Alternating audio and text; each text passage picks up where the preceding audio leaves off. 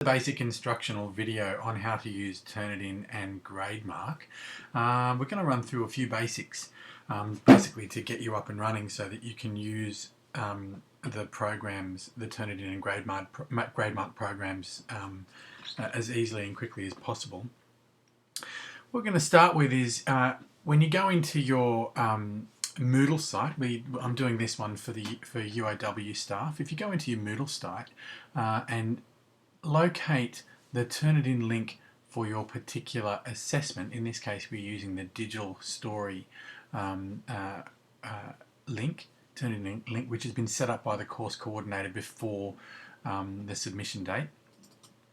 Click on the link and this should automatically take you to what's known as your submission inbox. Now, your submission inbox is essentially the place where you'll go to organise all your papers and get a very quick overview of the information that you need regarding your assessment. So, for example, the name of the assessment, when it starts, so when it's made available for students to submit, the due date of the assessment, and the post date, which is when you send their marks back out to the students.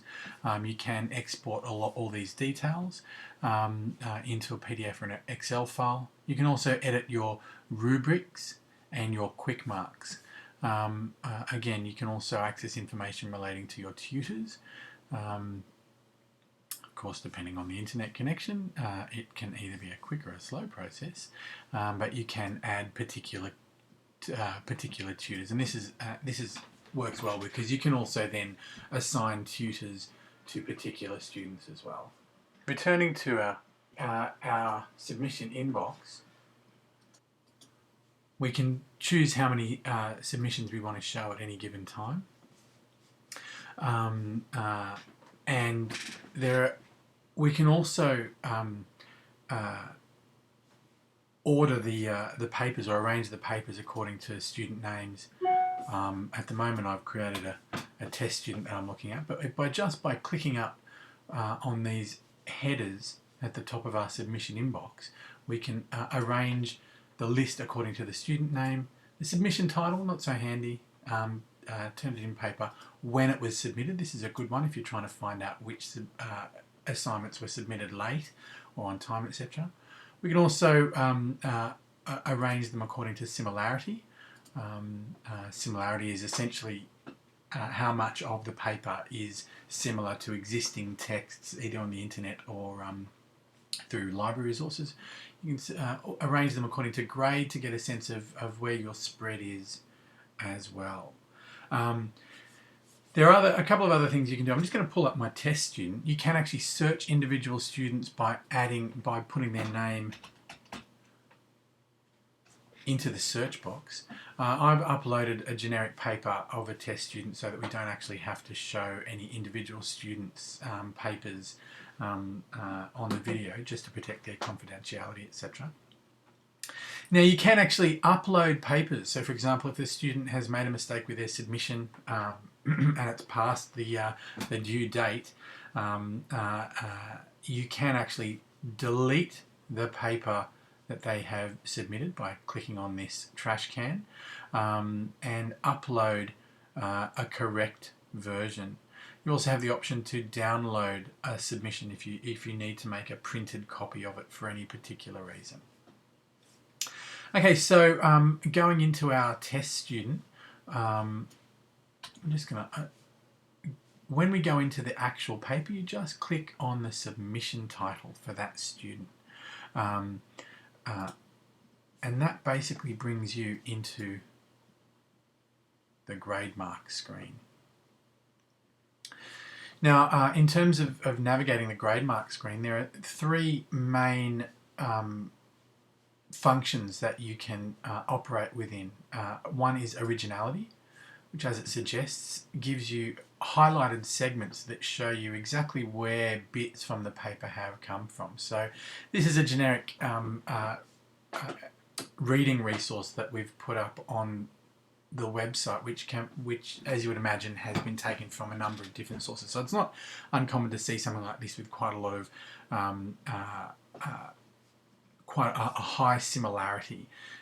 What we can see is it highlights particular chunks. So what you'd be looking out for is if you have a number of chunks that are taken from a particular piece of work and they haven't been appropriately referenced, or it doesn't have the quotation marks indicating that it is an actual quotation. And that's when you'd start looking at things like plagiarism or sham paraphrasing. But certainly what we have here is that 60% of the paper was taken from a Sydney University resource, we know, and basically cut and paste and put into this document. 2% of it was taken from another area and 1% from another area again. You can actually click on these little arrows to show a breakdown of where it comes from, and each section that you look at will show you exactly what part of the text the copied section was taken from, what part of the original text the copied section was taken from. So it's a really good way of breaking it down, and you can show this to the students if you do find you're getting high similarities. It's obviously up to each individual course coordinator to decide what their thresholds are for similarity reports, but the important thing to remember here is not to judge just on the similarity, the broad similarity of the paper. The reason for this is that you may have a similarity of, say, 30%, which might look high to you, but it might be because you are because the bibliography is coming up, or because they have a whole heap of appropriately used block quotes that are quoted correctly and referenced correctly. That in itself doesn't indicate plagiarism or sham paraphrasing. It may indicate poor writing, but that again is up to you as a course coordinator or a marker to determine. As I say, what is important is that you look in the originality section if you have a paper that sort of that is flagged because it looks like there's quite a bit of copying going on. As you can see here, the similarity when you go into your submission inbox, your similarities are kind of color coded. So, even a 62 doesn't necessarily get a red flag. And that is dependent on how you've set up your similarity criteria when you've created the Turnitin assignment. But yeah, as I say, don't just look at the colour and the number. Make sure you go into the document to confirm where those similarities are coming from and what percentages of those similarities are being drawn from other papers. Yeah, and that's an important thing to do. Each one will look different, but you'll be able to see pretty much straight away whether or not they're cutting and pasting, or whether or not they're sham paraphrasing, or whether or not they're using block quotes, etc., etc. You can of course break it down individually by clicking on the graph here. That goes into your individual breakdowns, or you can just have a broad general overview of the originality. If you click on the Grademark section, this is the place that you'll be doing most of your work. Just for your own knowledge, Peermark is a function that can be used to get students to mark each other's work. It can be quite useful in peer reviews. We're not using it for this assignment, so I won't explain that in too much detail. Grademark is pretty much the screen that you'll be using as markers. Now I like to make my screen nice and big as possible because I have quite a lot of comments that I work from. If you want to make your paper larger or smaller, you have a zooming slider at the bottom of the screen that you can use quite easily. You can of course adjust the screen to suit your needs. You can make it the Quickmark comments. These are the Quickmark comments on the right hand side of the screen. You can make them closer to the paper if you like. And the idea is to set it up in a way that works best for you visually and that you can jump into straight away, so that it just speeds up your marking. And this is the great thing about Grademark, Turnitin and Grademark, is that it when used appropriately, when used correctly, or when used to its fullest potential, it really does speed up your marking. With regards to adjusting your screen, as I say, I have a lot of Peermarks. I've been using Turnitin for a very long time. This is some would say this is a ridiculous amount of Quickmarks to use, but because I've been using it for so long, I kind of know what they are. But you may choose to increase the size of this window, which will help you to see all the comments in their entirety. Some of the comments are quite big, and so as you're getting used to using the various Quickmarks that are created either by the course coordinator or that are generic to Turnitin, for example, Turnitin has some Quickmarks called commonly used. Again, there's only very few, but when you're learning to use them, you might want to have the full screen available to you down in the bottom right corner so that you can actually read those Quickmarks as you're going through. I will explain how they're used in a moment, but this is just setting up the screen so that it works best for you, and it will obviously depend on the kind of device you're using, whether it's a large screen, a tablet, etc.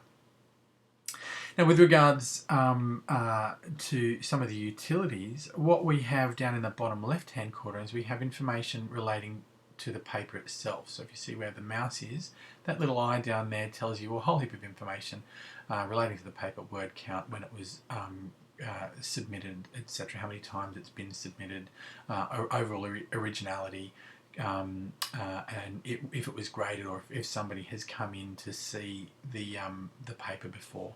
We also have a little tab here. This is a little square, actually represents a tablet, which is what you would use if you're going to start marking on an iPad, for example. There is an iPad app, and in order to access the cohort and the assignment, when you go into the iPad app, you are asked to enter a code, and that code is generated in this little section here. There are plenty of YouTube videos that explain how to use that, so I won't go into that here. And then the other one is if you wanted to print or download the paper. Again, range of reasons why you might want to do that. Okay, so getting straight into it, we're going to look at how you mark when you're using Grademark. Now, as I indicated before, in the right-hand side, there is this big section called Quickmarks. Quickmarks are essentially a drag and drop option that you can use to speed up your marking process. So for example, if I was to read the paper and start reading and go, oh, this is a very awkward bit of text, I would highlight the text, yeah, and just click on the Quickmark that says awk. Now, it explains to the student that the expression or construction has come somewhat difficult to read, consider rewriting it. And you can use that with all of your Quickmarks. You can highlight a text and just click on one of those prefabricated Quickmarks that Turnitin use. As I say, by hovering your mouse over it, you can see in the bottom right-hand corner what that Quickmark is. And certainly you can hover over the Quickmark in the text to see what that is as well. Another way you can do it is you don't actually have to highlight. You can just drag and drop a Quickmark on a particular area of text that you think relates to a certain comment. When doing this, you know, you can put it in between text, for example. You can put it in the margins, for example. I'll get to that. You can put it in the margins, for example, if you don't think it relates to a particular piece of text. So they're the two main ways that you can use the Quickmarks. Another thing you can do is you can highlight some text. So for example, if you don't see any Quickmarks here that relate to the kind of comment you want to leave, you can just highlight a bit of text and just click on your mouse, and you can start entering your own individual comments. So this is, or whatever you want to do. You can change the color of the highlighter, for example, if you think that it is, you know, you need to highlight different sections, and you can just save that comment. Then whenever they hover over the comment, they see the comment that you've put in, which is, this is great. Another thing you can do is highlight the text, click on it, write your own comment.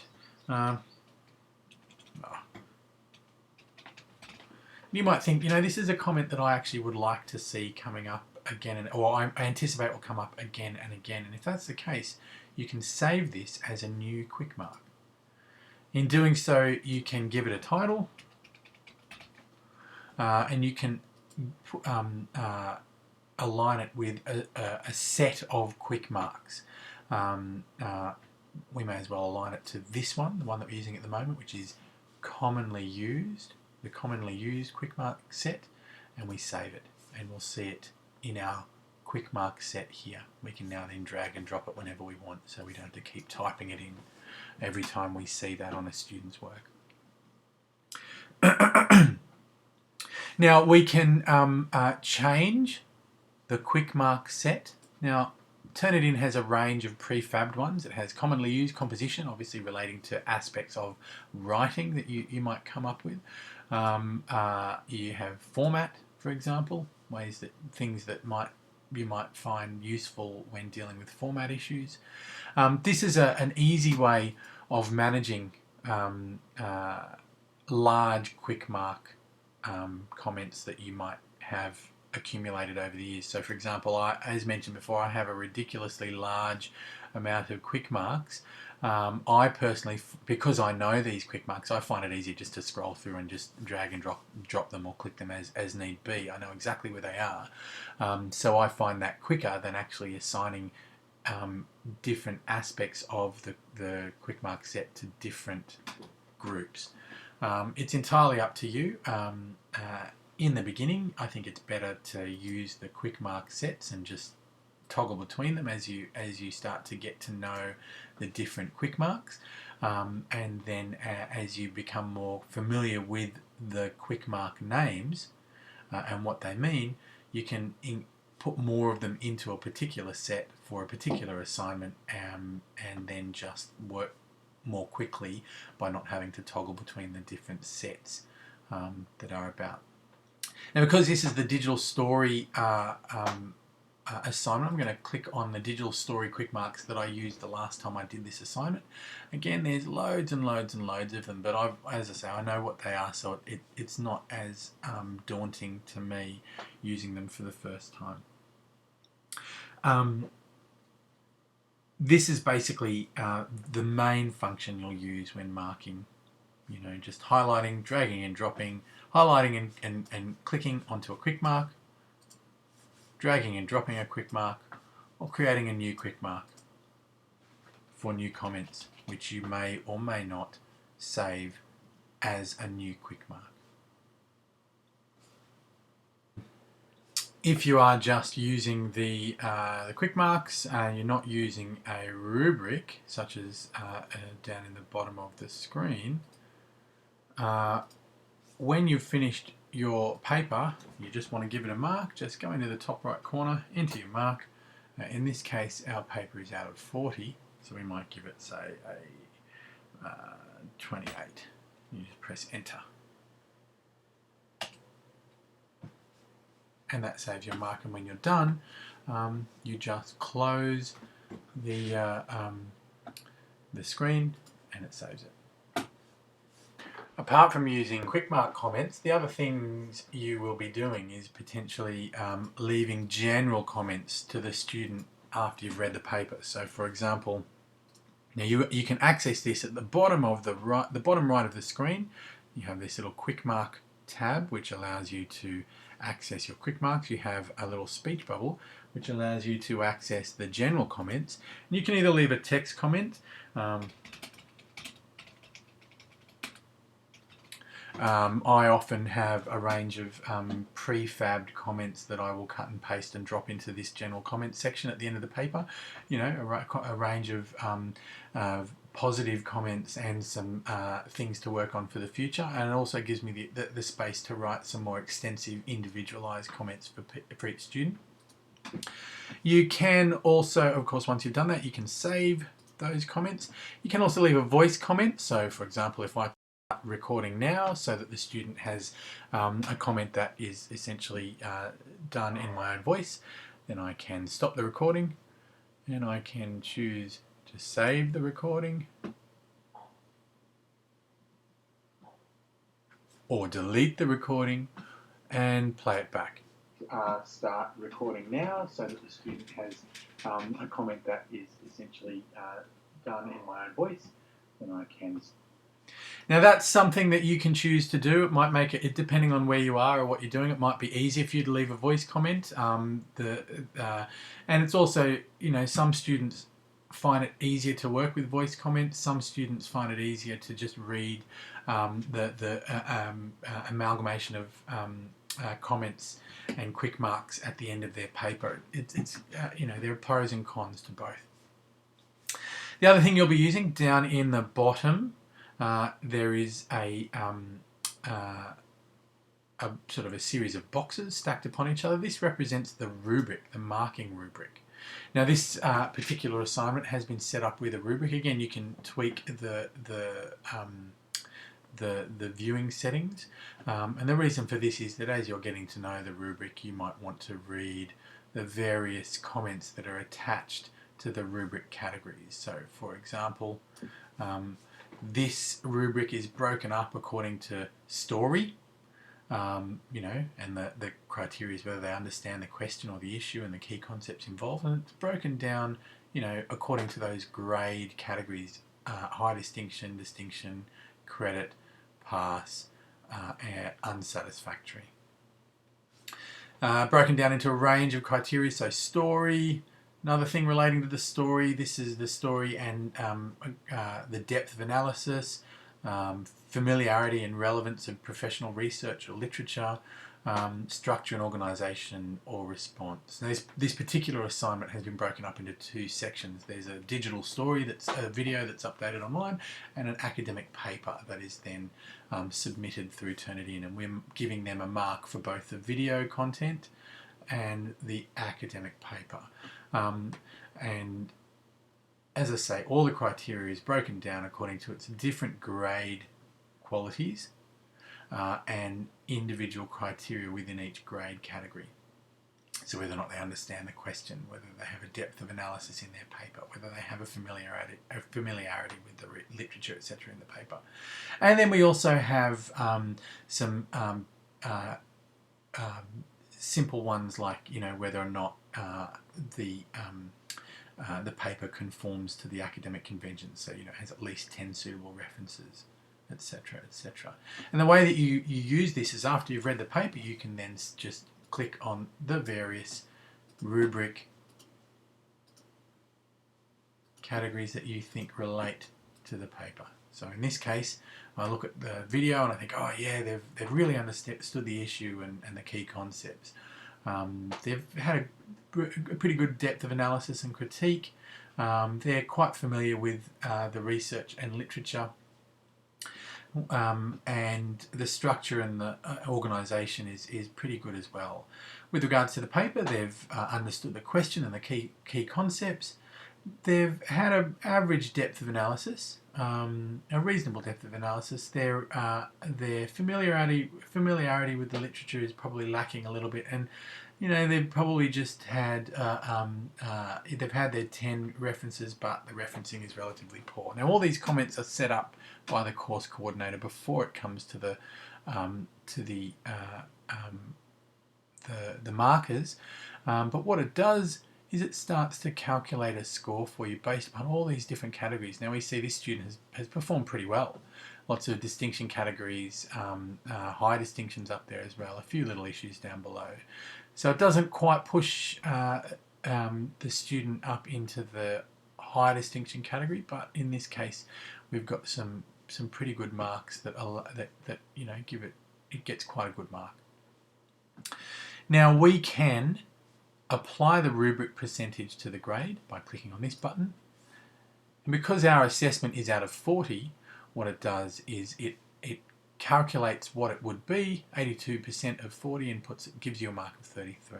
Now of course you as a marker can subjectively change this mark at any stage. You can look at it and go, you know what, yeah, I get what the rubric's doing here, but I actually think that it probably is a bit lower than that. I would, you know, because of some of these lower ranking marks down there, I might just put it down into, you know, the lower end of distinctions because of that paper. So you can easily change that mark.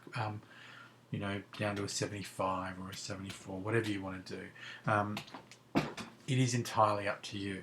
You just press enter, and that's the mark that they, whoops, it wouldn't be 75, excuse me, because we're out of 40. So what you might do is pull it right down to say it was 33 to 22, 29, let's say. And that's the mark that they get.